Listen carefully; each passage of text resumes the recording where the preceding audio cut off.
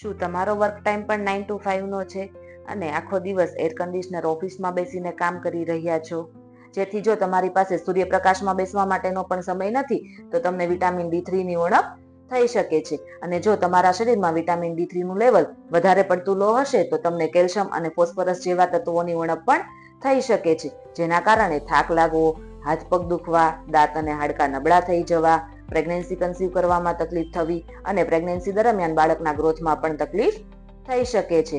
તેથી vitamin D3 નું level શરીરમાં જાળવી રાખવું એ ખૂબ જરૂરી છે. તેથી જો વિટામિન D3 નું લેવલ જળવાઈ રહેશે તો કેલ્શિયમ અને ફોસ્ફરસનું લેવલ પણ જળવાઈ રહેશે, કારણ કે વિટામિન D3 એ કેલ્શિયમ અને ફોસ્ફરસના શોષણ માટે જવાબદાર છે.